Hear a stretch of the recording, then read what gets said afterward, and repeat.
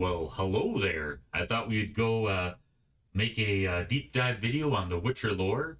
I realized when I started playing The Witcher 3 that I was a little bit in over my head as far as just the being acquainted with the first two games. I'm sure the lore will vary because my understanding it's based on a book series, a Polish book series. So I'm going to go into a little bit of the more of the deep lore. And my understanding is there's also a TV show that is also really awesome, but that the lore varies in the books and then the games and in the show. So there are different levels of lore, and I'm not acquainted with any of it really. So we're gonna do a little bit of a deep dive. So far, the game's been very user friendly, up until the point where I was summoned to Nilfgaard, and I had to ask I was forced to answer some questions about by pain of shaving, by pain of a close shave. I was forced to answer some questions I knew nothing about, and I'm always a big fan of the Platonic thought. I'm not a philosopher. I do like to read the Republic every now and again, and politics, and that's about as deep as I go into philosophy. But I always like to learn. At any rate, one of the things I can remember, and memory is always kind of difficult, but like one thing I remember from Plato's Republic is um, one of his detractors asked him, "What's the penalty of not knowing something? If you don't know something, how should we punish you?" He said that to Plato. He said, "What's the punishment for not knowing something?" And Plato said, "Well, to learn." And I thought that was very simple, but very practical. So I like that saying. I'm sure I'm paraphrasing it, but okay. So, The Witcher is a fantasy action role playing game series developed by CD Projekt Red, and I'm really curious. I think CD Projekt Red does Red Dead Redemption too, right? They do Cyberpunk 2077. Okay, they do Cyberpunk and The Witcher. I thought they did Red Dead Redemption. Hmm. I don't know what company offhand. Um, but yeah, so and my understanding is The Witcher has been a very successful franchise for them. And Cyberpunk 77, when it first came out, the 2077, that it just wasn't received very well. Like it was really buggy. I don't know what year the Cyberpunk 2077 came. Okay, 2020, so not terribly long ago, about 5 years ago. But when it first came out, it was super buggy, and they were really dedicated to making it a good game. So they really worked on it. I guess it's very highly acclaimed. So I also have that in my library in case you guys like the series. Maybe we'll take a look at the Cyberpunk 2077, depending how you guys feel. But yeah, okay, that's CD Projekt Red, based on the book series of the same name by Polish writer. Ooh, some Andrzej Zapowski. I don't think it's English, but maybe Polish, yes. So,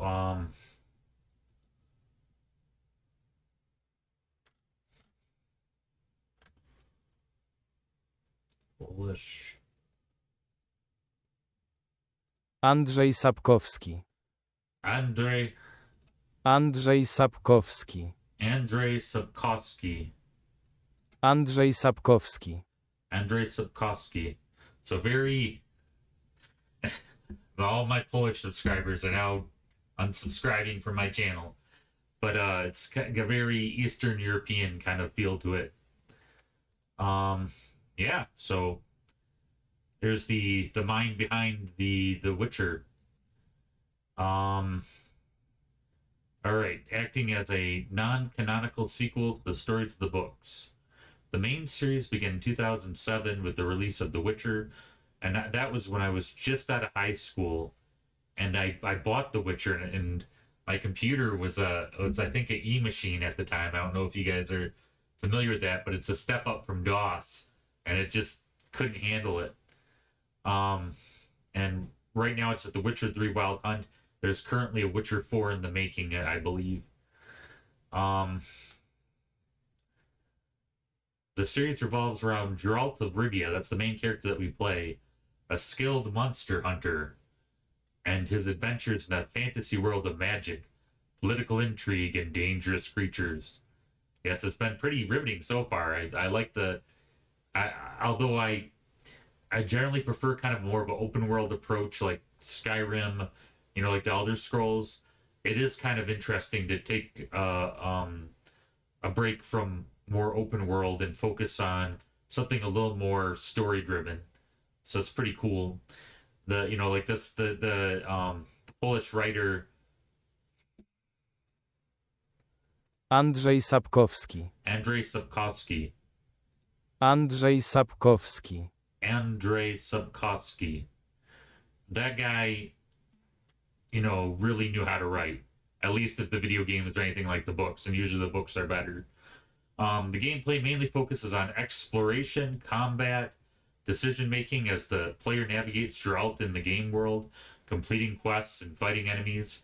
The series is known for its intricate narratives, morally ambiguous choices, and attention to detail in creating a rich, immersive world for the players to explore. The games are presented in third-person view perspective in a partially open world environment. During the game, the players face the difficult decisions that affect the ending of the story in the game world. The choices players make in the Witcher games can have immediate and long-term consequences, affecting relationships between the characters, opening up new quests around. So pretty standard. Yeah, I do notice that it's very much that I think it's not as crazy as Kingdom Come Deliverance, but I think there are quests that you can miss due to time. So you can't. So to get 100% completion on The Witcher 3 would be really difficult. You'd have to really know all the quests and when they expire and what you have to do to get to them. And that's something that I came into conflict with when I was creating my Witcher side quests for my side quest channel. And I could still do it, but there were certain quests that it just wasn't as free as like Skyrim, where unless you're doing a main quest, you can kind of wander around and just do any quest really.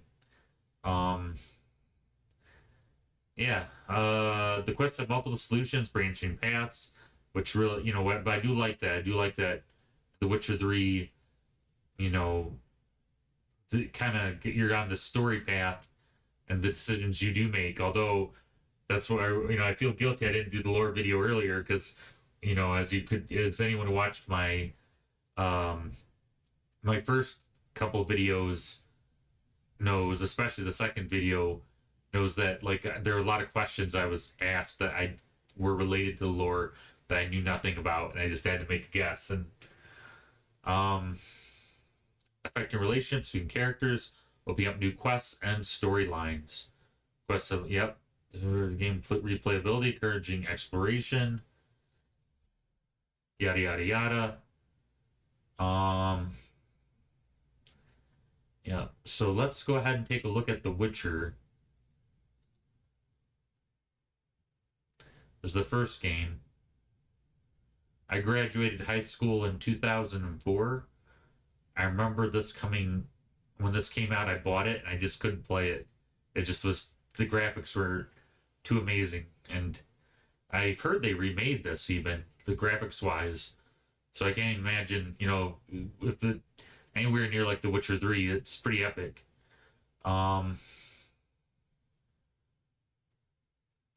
There are 3 camera styles available in The Witcher: 2 isometric perspectives. Okay, let's skip to the story. Plot. Settings and characters. Set in the continent of the Witcher franchise, the player assumes the role of Geralt of Rivia, a wandering, genetically enhanced monster for hire. The game takes place about 5 years after the events of the Lady of the Lake. I'm assuming that is a nod to the King Arthur legend, the sword, and doesn't he? I think he throws the sword is in the stone, right? Or does he get? He also gets a sword from the Lady of the Lake, or is it the same sword? I don't know, but I think it's a nod to the Arthurian legends. Geralt is accompanied by his longtime allies and fellow Witchers, Esco, Lambert, and instructor Vesemir, as well as the sorceress Triss Marigold, a Maybor, and the field medic Shani. In addition, the characters in the game originally from the books include Geralt's companions Dandelion the poet, the dwarf Zoltan Chevet, King Foltest of Temeria, and his daughter Princess Ada, who was previously cursed into the form of a Striga. I think that's like some kind of werewolf type, not like a werewolf, but something similar, some kind of, you're a human part of the day and then you transform into a Striga. And I remember the Witcher game intro video showed him rescuing her, but was cured by Geralt. King Ravod of Redania, the spectral king of the Wild Hunt, a conqueror from another world. Characters original in the game include the boy Alvin, the sorcerer Azar Javid, the mercenary professor and Jacques de Alderberg, and Grand Master of the religious faction Order of the Flaming Rose. Geralt awakens at this is the plot of Witcher, the Witcher, the first game. So this game is ancient. So if you haven't played it, I'm not judging you. I haven't played either, but there's some spoilers here. And if you're watching Witcher 3 and you really wanna get the full story without and up to Witcher 3, then play the first game. Geralt awakens at the school of the Wolf Mountain Fortress, Kaer Morhen, with no memory of who he is or how he arrived there. He is taken by his Witcher brothers, as well as Triss Marigold, who seeks a remedy for his mysterious condition. Kaer Morhen is suddenly attacked by a group of unknown assailants who escape with the school of Wolf's Key mutagens and formulae that detail how to create Witchers. Yeah, my understanding is Witchers are kind of normal people that are transformed or augmented into being Witchers through an alchemical process that is very dangerous, and very few survive, but the few that do become Witchers, is my understanding. Pursuing this faction, Geralt travels to the Temerian capital of Vizima. On his way, he saves Alvin, a magically gifted peasant child. Triss determines that Alvin is a source, a genetic magic prodigy similar to Ciri, Geralt's foster daughter. Okay, that explains some things. So I was confused in the series because I got the gist from just the game being out so long, people talking about it, that and from watching The Witcher 3 and how he interacted with Ciri, that he was the genetic father, but it's his foster father or daughter. So he's the foster father. She's his foster daughter, and it's revealed that she is the daughter of the Emperor dude that we spoke to, who hopefully we'll see his name come up again. So that caused me some confusion. So Ciri's just Geralt's foster daughter, but to him she's like a daughter, I feel, because he's really, seems like Witchers are kind of out for themselves, to make coin.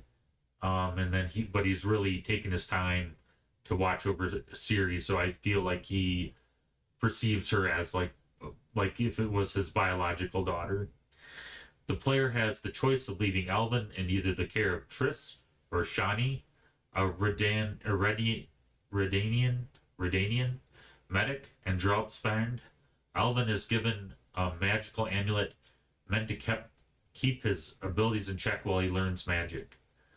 Geralt pursues several leads on the group which attack Kaer Morhen and learns how that they are known as Salamandra, and ostensibly led by the foreign mage Azar Javid. To further complicate matters, tension in the city are high due to conflicts between the religious fanatics of the Order of the Flaming Rose and the elven terrorist faction, the Societal. With the help of various allies in Vizima, Geralt assaults the Salamandra base in Vizima and kills the professor, a dangerous mercenary in the employ of the criminal syndicate, that is betrayed by Princess Ada and is teleported to the village in the outskirts of the city by Triss. The previously, I'm guessing Triss Marigold, the previously peaceful hamlet becomes a battleground when armed conflict breaks out between the Order of the Flaming Rose and the Societal. So the crazy religious order and the terrorists. Geralt is forced to choose to support either faction or make enemies of them both. Alvin is frightened and using his source abilities magically disappears. When Geralt returns to Vizima, he finds Temeria's regent king, Foltest, has also returned while Ada has relapsed in her curse and is in Striga form once more. Under Foltest's direction, Geralt either assists the knights or the elves in order to restore the city to order, as well as deal with Ada. Geralt then storms the Salamandra headquarters and kills Azar Javid, only to find the gang's true leader is Jakos the Aldersberg, the Grand Master of the Order of the Flaming Rose. Foltest hires Geralt under contract to slay Jock to end the Salamandra threat. Geralt confronts Jock, who explains that due to his source abilities, he has seen the eventual extinction of humanity, and because of the world-ending White Frost, and was attempting to engineer a genetically enhanced superior race of humans to survive this apocalypse. Which is maybe why he was intrigued by the Witchers, possibly. Geralt is also confronted by the King of the Wild Hunt, who warns him of him bending crazy. Yeah, this Wild Hunt thing is supposed to be pretty intense. Like, there's supposed to be beings from outside of reality, who warns him of this impending conflict. After Geralt defeats and slays Jakos, he notices the Grand Master is wearing the same amulet as Alvin, revealing that D. Aldersberg was actually the village boy he had saved earlier, who traveled back in time by accident through magic, maybe? After Geralt returns to Foltest with the news of success, the king is attacked by an assassin. Geralt kills the attacker, only to find that he was a Witcher, leading directly into Witcher 2 Assassins of Kings. Crazy. So it's kind of similar to Witcher 3, and that there are two main factions. They're pitted against each other. In this case, it's a terrorist faction that is causing upheaval in the land, and the other is a overly zealous religious order, and they're at odds, and somehow Geralt ends up in the middle of it, and so I guess in the beginning he saves magically gifted peasant child, and Triss says that Alvin is a magic prodigy similar to Ciri, so maybe Alvin has some Witcher powers. And then that the guy in charge of the Order of the Flaming Rose ended up not being Azar Javid as first thought, but instead Jakos. And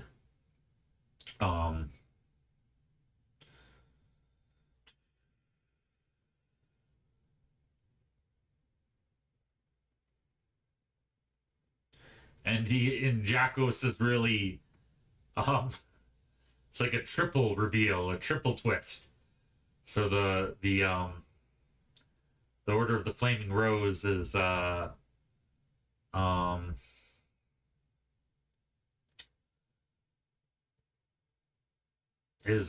Azar Javid, is not Jakos Aldersberg, but it's some random child that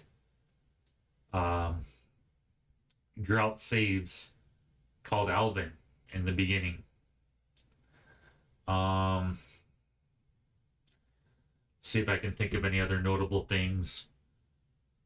So kind of in precursor to the Wild Hunt, Witcher 3, the Wild Hunt, he has actually met, I'm guessing he's confronted by the King of the Wild Hunt because he's done participated in some world changing events by, choosing to take part in this, what he does with the Order of the Flaming Rose and the what's the other faction? This the Sosatil, I'm guessing, changed the fate of the world and has now set them on a apocalyptic path, maybe. Let's see.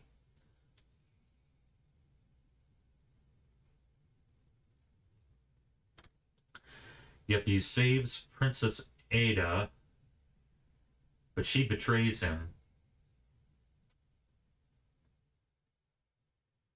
No. Okay. No. Princess Ada or Ada, who Geralt saves from, shape shifting her back from being a Striga to a human.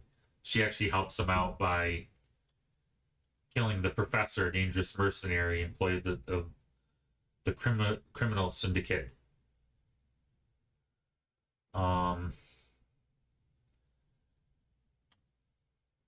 So that's kind of the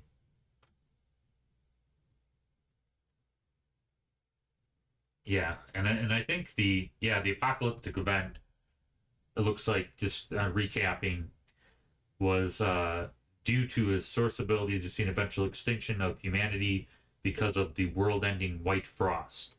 So this is what Jakos or Alvin sees, using probably his what do they call it?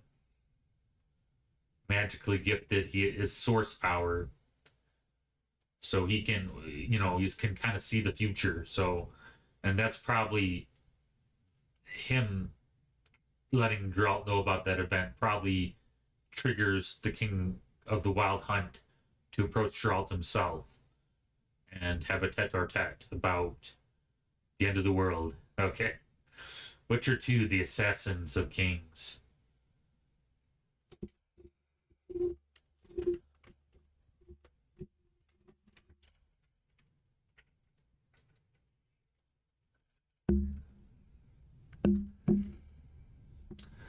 The story: the player controls Geralt of Rivia, who is one of the few remaining Witchers, enhanced and trained humans with special powers who hunt monsters for a living.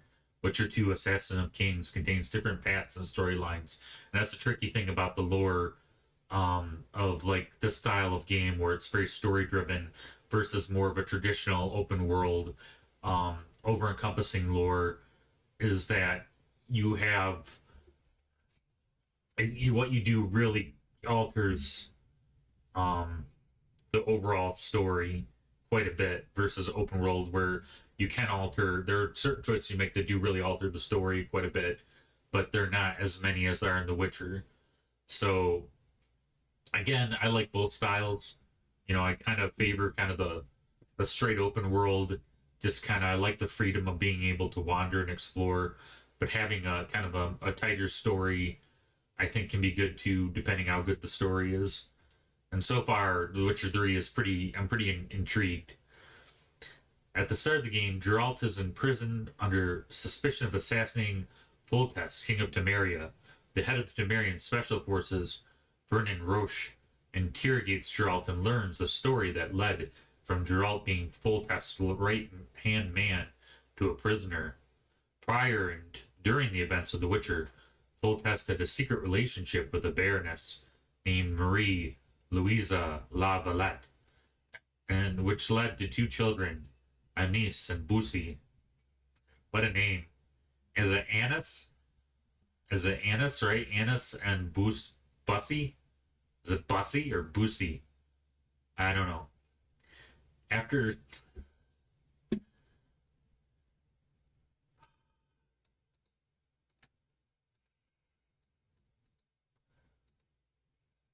Busi. Busi, I'm guessing this is Annis.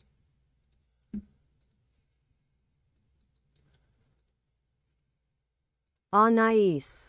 Anais, huh? Yep, very Polish.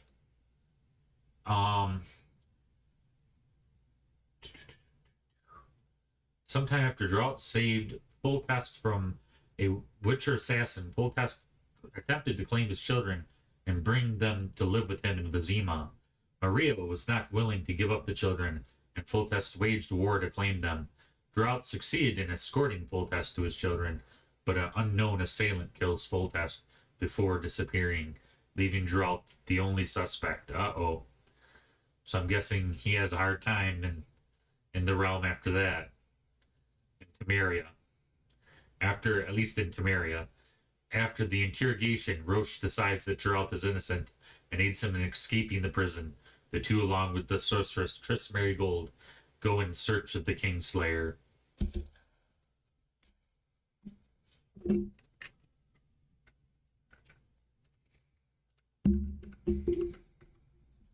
The trio arrives in the trading town of Flotsam.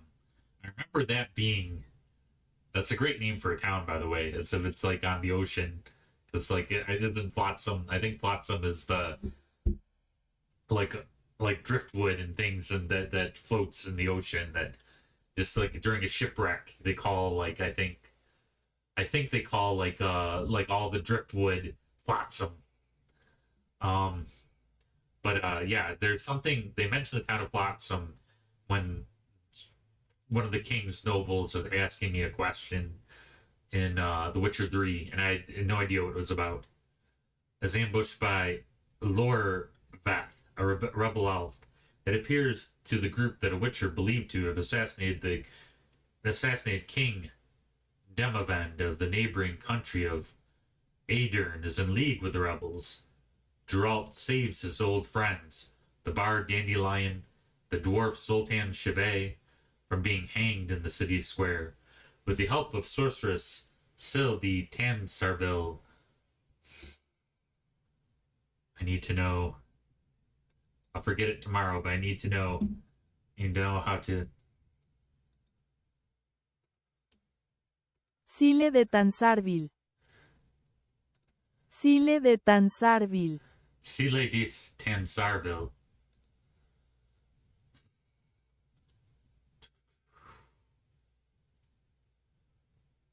With the help of Sir Sile de Tansarville, Geralt kills Kayran, a giant monster that's disrupting the town's trade routes. Geralt discovers that Loredo, the ostensibly Temerian commander of the town, is intending to sell the town to the king south of Kaedwen. He also discovers that the Kingslayer, a witcher known as Letho, means to betray Lorvath and convinces the Elf of Truth. Convinces the Elf of Truth to do what?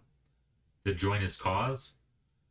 As Geralt and Lorvath confront Letho, Roche arrives with an armed force. The player chooses between assisting Lorvath or Roche, just thus setting a path for the second chapter. Regardless of the choices, Letho kidnaps Triss and forces her to teleport both of them to Aedirn.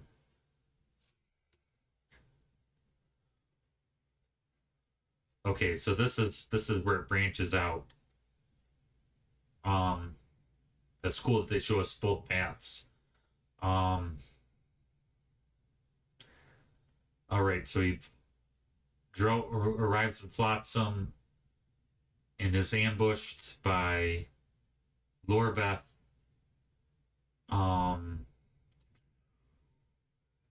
He saves his old friends, and the help of a sorceress kills a giant that's messing up the Flotsam's trade routes. Geralt discovers that Loredo, the ostensibly Temerian commander of the town, is attempting to sell the town, probably to the opposition. He also is known as Letho. There's a Witcher, another Witcher on hire who means to betray Lorvat. I don't know why we'd help Lorvat because he, um, he ambushes us.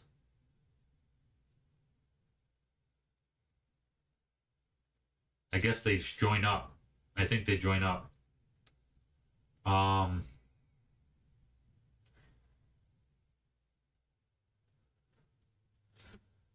Means to betray Lorbat. So Lorbat and Letho were working together. And Letho is going to betray him. As Geralt and Lorbat confront Letho, Roche arrives the armed force. The player, so Roche is, I guess, probably Temerian, who's caught wind that this is, I feel this could be for wiki page. It could be a little more extensive. But how do you say? Maybe, and let me know in the comments how if there's anything that the page is missing in the lore or anything that I'm guessing about that I'm getting wrong. Yeah, so Roche arrives with the armed force. The player chooses between assisting Lorbat or Roche, thus setting a path of the second chapter. Letho kidnaps Triss and forces her to teleport both of them to Aedirn. Huh.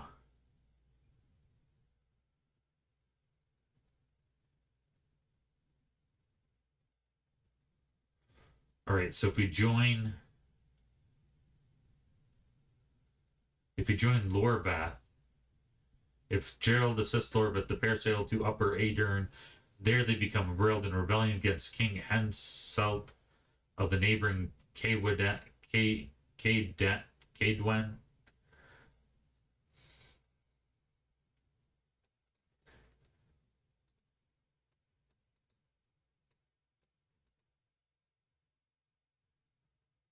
Caedwen. And they assist the rebel forces. Geralt completes 3 missions, formulating a poison antidote for the rebel leader. Saskia determining Triss's whereabouts, captured by spies from the Empire of Nilfgaard and taken to Loch Moin, and lifting a battlefield curse that is preventing the rebels from defeating Vergen, the rebels' base of operations. The rebel defeats King Henselt's army, and Henselt is forced to acknowledge Saskia's terms. Geralt discovers Saskia is a dragon taking human form, but she is under mind control by her advisor, the sorceress. There's so many characters in this game. It's like Game of Thrones levels of characters. I like it, but I wish, I don't know, it makes it kind of complicated. When Felipe teleports Saskia and herself to Loch Moin, Geralt and Lorbat follow. So that's what happens if you assist Lorbat, as they kind of go on an adventure, and actually go against this King Henselt that the mayor or the king of the town, or the commander of the town was attempting to sell his town to the King Henselt of Caedwen. Caedwen. So yeah. So we actually go on an adventure, and yeah, we overthrow Henselt. So even though he's not Temerian, and I think we're trying to prove ourselves to Temerians, because in the beginning we were kind of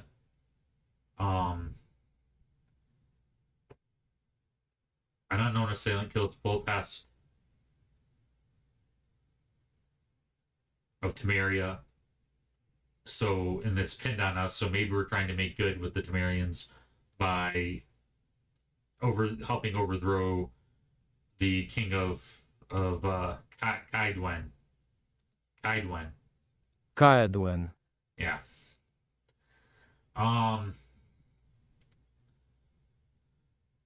But it doesn't seem to matter, because Letho kidnaps Triss Merigold. That's from the first book and forces her to teleport both of them to Aedirn, which I'm not sure where Aedirn is.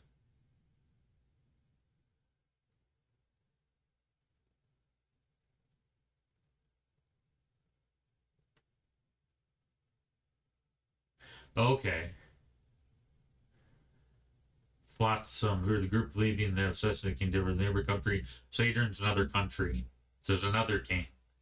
King Demavend. And that's the guy.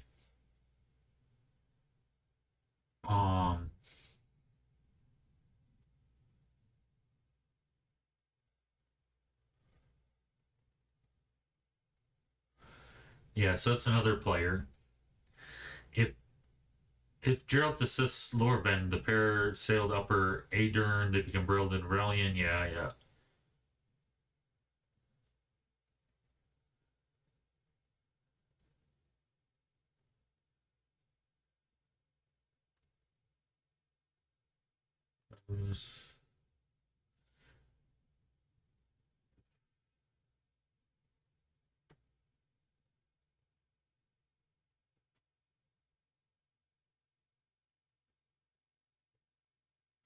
Okay. That's for both of them. The Aedirn. Yeah, and this is okay.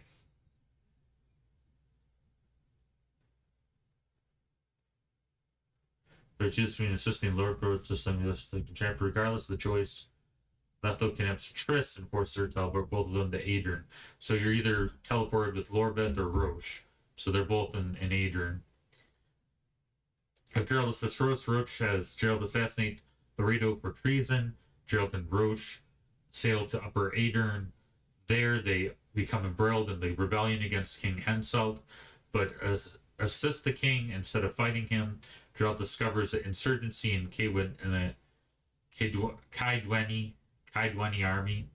Loyalists who are convinced of Henselt are conspiring with the Emperor of Nilfgaard. Nilfgaard is a big player in The Witcher 3. Geralt completes 3 missions. So I feel like in the big scheme of this game, like all these little petty kingdoms fighting each other are kind of insignificant in the wake of the historical progression of time. Like in the wake of the Nilfgaards. I feel like the Nilfgaards are always on the horizon, always conquering kingdoms. So I think the importance of these other kingdoms are, not as important. We're going against King Henselt, the king, but assists the king instead of fighting against him. Geralt discovers an insurgency. So in Lorveth, you fight against King Henselt, and Roche, you fight with him. Geralt discovers insurgency in the Kaidweni army.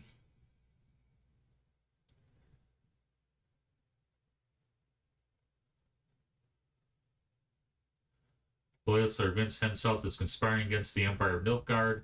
Geralt completes 3 missions determining Twit's whereabouts. Captured by a diplomatic delegation from Nilfgaard, taken to Loch Muin. Lifting a curse on King Henselt. Lifting a battlefield curse that's preventing the king from marching on the city of Vergen. Geralt defends Henselt from 2 Witcher assassins and assists Deathmold. What a name, Deathmold. A mage and Rel advised the King Henselt in a necromancy ritual to discover that they are in league with Sele Tensarville, that was the sorceress. Why does that name sound familiar?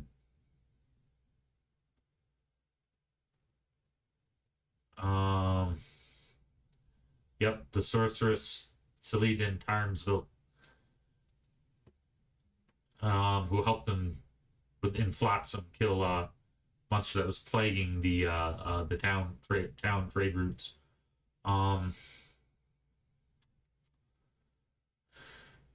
Maybe it's called mean. It's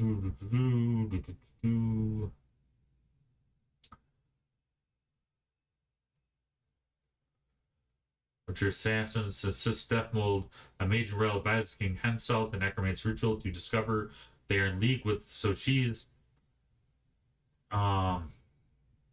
she's called an assassination on the King Henselt. And she... Maybe because the commander of Flotsam was Henselt of Kaiwadan. So maybe she didn't like that the commander of the town was going to sell the town to King Henselt of Kaiwadan. So she put out a hit on him for 2 Witchers, which we defeated. It was already led to, I'm guessing, the necromancy ritual. They resurrect them and make them talk or whatever. This is pretty morbid, but very interesting. Who has already fled to Lochmoon with fellow sorceress Philippa Eelhart and trans rebel leader Saskia in tow. Roche is revealed to be plotting against Kaedwen, and Henselt executes most of Roche's men in retaliation. As Henselt assaults Vergen, Geralt defeats Henselt's personal guard and either allows Roche to murder Henselt in revenge, which caused civil war in Kaedwen, or convinces him to spare the king. Geralt and Roche then go to Lochmoon on the trail of Triss and Philippia.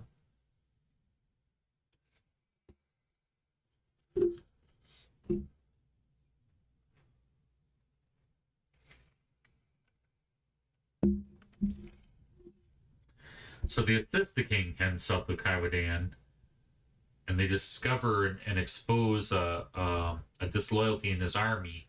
They go on some quests, and then the King Henselt is under assassination. They defeat the assassins, they resurrect them, discover they're in league with the sorceress that helps as the second in command in Flotsam.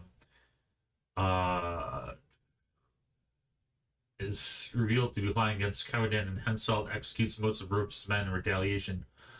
As Henselt assaults Vergen, Geralt defeats Henselt's personal guard. And then we decide, since Roche is our buddy in this choice, and I guess he's against Kaedwen, which is Henselt's, because and then wrote, Henselt of Kaiwadan, the king, executes most of Roche's men, so maybe he just pretends to be helping us defend him, and he's really double-crossing him. There's kind of lore's, to be honest, lore's a little complicated, but maybe if I played the game, I'd understand it better. Let's see, to murder Henselt in revenge, so Civil War, and Kaedwen or convinces him to spare the king. Geralt and Roche then go to Lochmoon. So we have to decide, is our loyalty to our buddy Roche, who we chose to go with and accompany us through this whole adventure, or do we go with King Henselt, who we become loyal to by, defending him from, assassination attempts and whatnot. Chapter 3. Geralt arrives at Lochmoon with either Lorveth or Roche, depending on whom he assisted previously. The mages have called a meeting to establish a new magical ruling body known as the Conclave.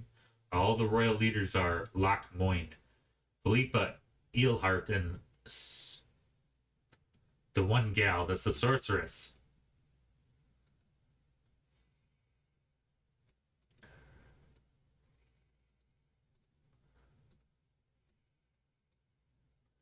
Very Polish game. Sile de Tansarville.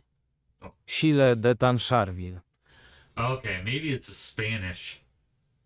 Okay, Sile, Polish Spanish, so it's a Spanish name. If I look at it honestly, it kind of looks more Spanish. What do I know? I know nothing. Okay. Sile de Tansarville. Sile de Tansarville. Sile de Tansarville, which is the sorceress, intend to use the mean to establish the power of the Stonetrans Saskia as leverage. If Geralt arrives with Lorveth, he must choose between rescuing Triss or rescuing Philippa, which is the only person capable of lifting the spell from Saskia, but who is Who is Saskia?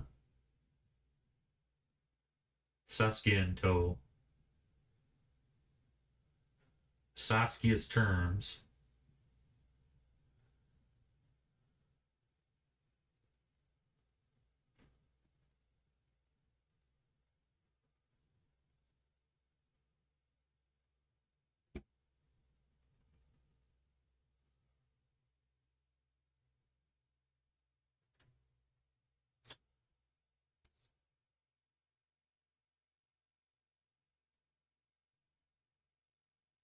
Huh.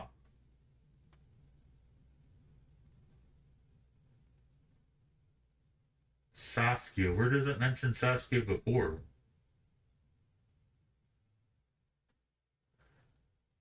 Okay, for the rebel leader Saskia, who was going against the Kaiwanen. Okay.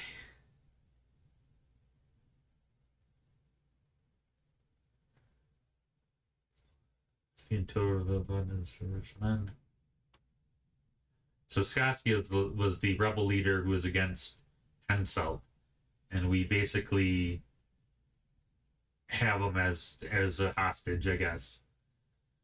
Their Lord Bether Roastman, who he assisted previously, the mages have called a meeting to establish a new magical ruling body known as the Conclave. All royal leaders are at Lochmoin, Philippa, Ilhart, and Sile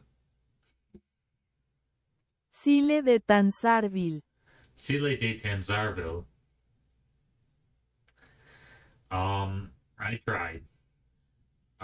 Intend to use the meeting to establish their own power, with the still entranced Saskia as leverage. Saskia, yep, so the rebel leader.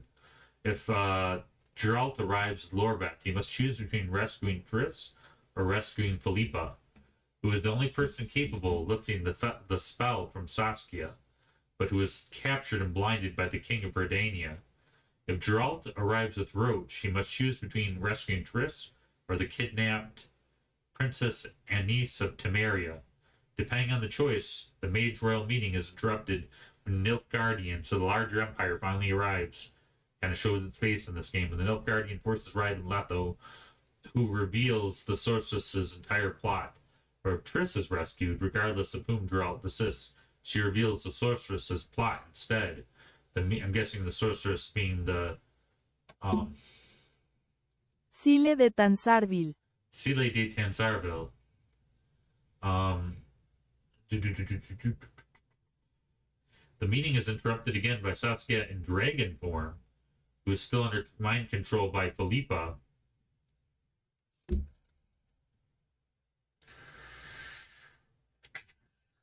Geralt chases down Sile, who attempts to use her megascope or magical teleporter to escape.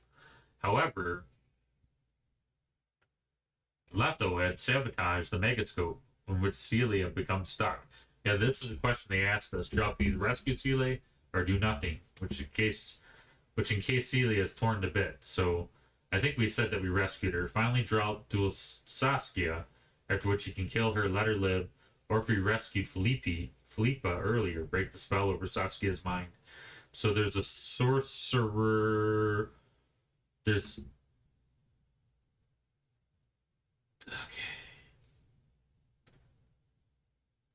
So we put Saskia under a spell when we capture Saskia's against the rebel leader Henselt of Kai Duen, and we basically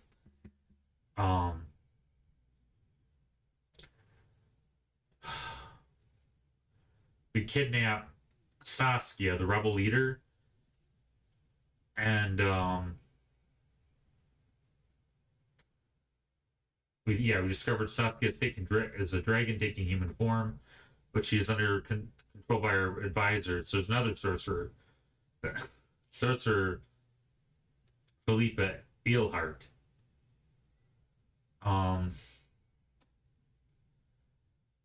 Geralt chases down Celia, who attempts to use her megascope, a magical teleport, to escape. However, Letho had sabotaged the megascope. Yep, so then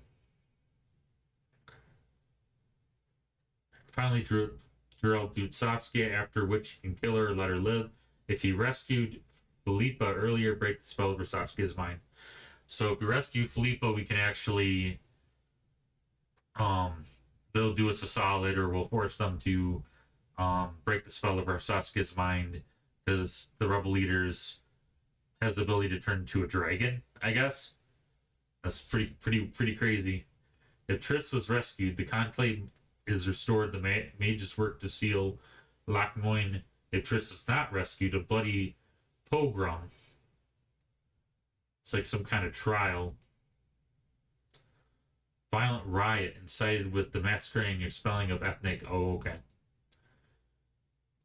Yikes. If Triss is not rescued, a bloody pogrom of magic users. So I'm guessing if Triss is rescued, the Conclave is restored. And she's kind of a main character that we want to rescue anyway. And the mages work to seal Lochmoin. If Triss is not rescued, a bloody program, basically an ethnic cleansing of magic users, occurs. And so all the people in the Conclave is my guess. So that's kind of messed up. Lochmoin incurs in Lochmoin and throughout the northern kingdoms. Finally, Geralt confronts Letho, who reveals a Nilfgaardian plot to destabilize the northern kingdoms. After hearing Letho's story, Geralt can either let him go or duel him to the death. Geralt then reunites with Triss after either Lorveth or Roche and sets off south. The concurrent plot of the game is Geralt's attempts to recover the lost memories from his previous life, learning more about his beloved Yennefer and the mythical Wild Hunt. Well, Yennefer doesn't really even play that much of a role in The Witcher 2 or 1. It's more Triss Marigold in bold. Previous life, learning about his beloved Yennefer and the mythical Wild Hunt. So apparently he doesn't remember his past for some reason. Either it's magically blocked or he forgot. Or PSD blocked it out. But he apparently had a life with Yennefer and the King of the Wild Hunt, which is really weird that this otherworldly entity with extreme power would talk to somebody. I guess Witchers are exceptional, but it's not exceptional to like compared to, and he's not really a pivotal figure in the world for somebody as powerful as the King of the Wild Hunt to approach him. So that kind of leads into Witcher 3, the Wild Hunt. And there's still that kind of overhanging from the first Witcher, the apocalyptic White Frost event. So to get out of all this, it's basically political intrigue involving different kingdoms. And then, there are pivotal characters in the storyline. And it's mainly, I think, Temeria. I think Aedirn.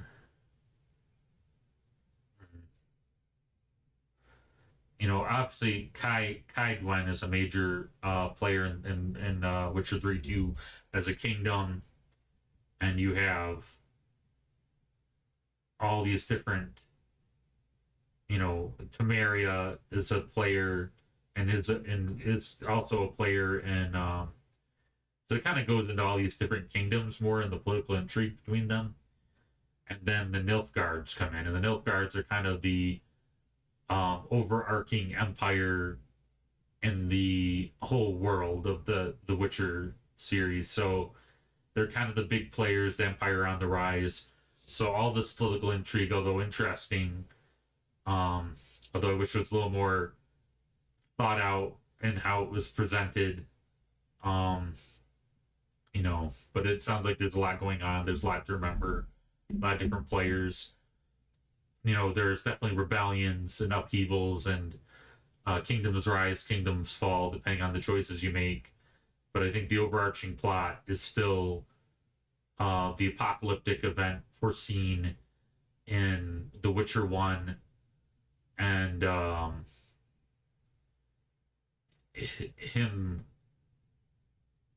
discovering his past life with Yennefer and his relationship with the Wild Hunt, which is so if you go in terms of power and or intrigue, if you go in terms of power intrigue, you have all these little warring faction kingdoms, and there's assassinations, and he's constantly choosing what side he wants to join. If he wants to be on the side of the rebellion or be on the side of the ruling kingdom, and that's what Geralt is doing throughout this Witcher 2 series. A lot of political intrigue, but the overarching intrigue is the Nilfgaardians, who are the major player in all of the realm, and then above that, in priority of either threats or intrigue or just understanding the hierarchy of importance in the game, is the Wild Hunt. And the Wild Hunt is this like spectral like creatures that we don't know if they're ghosts or maybe even aliens from another dimension. We don't know. We just know that they're like, they ride these horses, and you see them. And if you check out my Witcher game, you actually see some of them in the second video I did, where you see them attacking us and Yennefer. So there's the idea of confronting the Nilfgaard, and it sounds like Temeria and Redania become more important, whereas this whole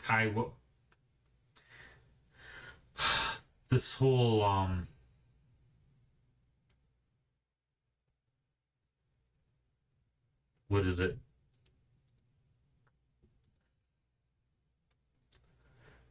Kaidweni,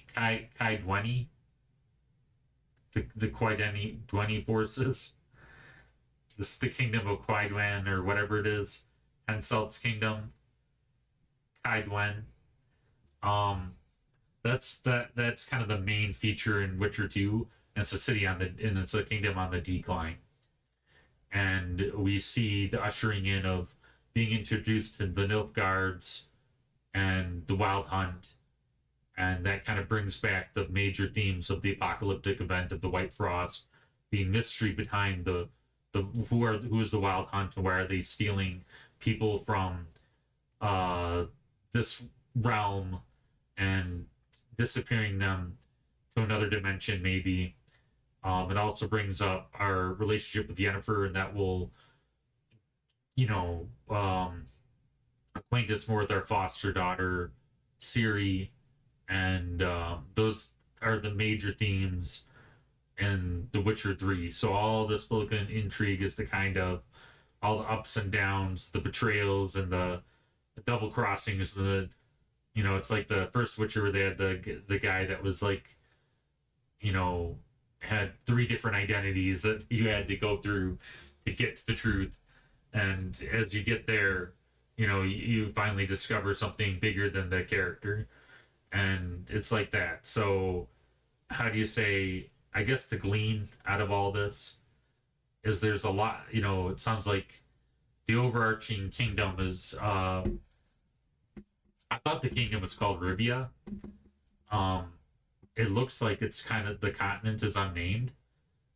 Maybe because it's always at war. That would make sense. But I looked it up, and the continent, as far as my understanding goes, is not like,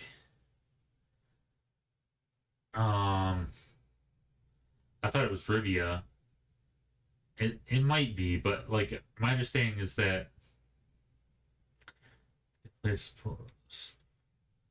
fantasy world. Yeah, I don't think that it's constantly, he lives in a world that's constantly politically unstable.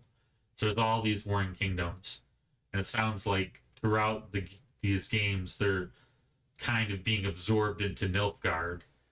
And I think in the third Witcher game, Redania is going to be a bigger player. Temeria is going to be a bigger player. There's some different other places that have some relevance, but they're not as big as. So those will be like the 3 big major players in The Witcher 3. So as far as the political intrigue of the realm goes, Nilfgaard is the kingdom on the rise. As far as the supernatural or the spiritual element or the unknown in the game. That's kind of the big existential question: is the Wild Hunt, and who are these mysterious, ghostly, spectral forces from another dimension, and what do they want with our foster daughter Ciri, and how does Yennefer figure into all this? And I think the first two games, I think Triss Marigold is kind of the main player, but I think that she kind of takes a back seat to Yennefer in The Witcher 3. And ironically, you actually don't, at least from reading all this, it feels like his main other two sidekicks that are in the book, which is Dandelion the Bard and what's the other guy?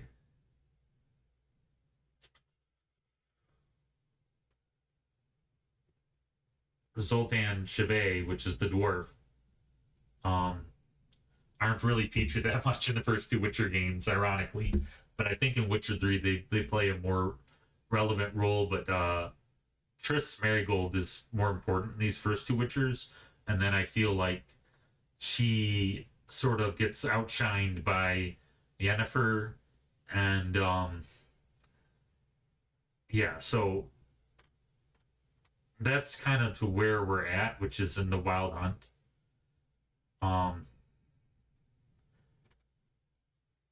Yeah.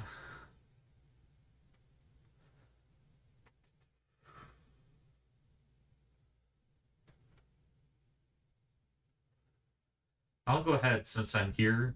I'll go ahead and go through the Wild Hunt.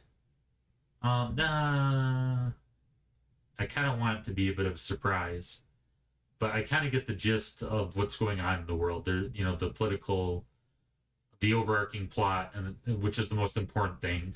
Not all the politics between the smaller kingdoms and cities, but the overarching political, um, historical journey. Like I'm kind of understanding more, and also the overarching existential question. And like I feel like there's going to be a lot of choices between helping Nilfgaard or helping these smaller kingdoms, primarily Temeria and Redania, um, in The Witcher 3, to either propagate the empire or to try to hold it back or end it. And then there's so I think that's going to be a huge deal. And how do you say?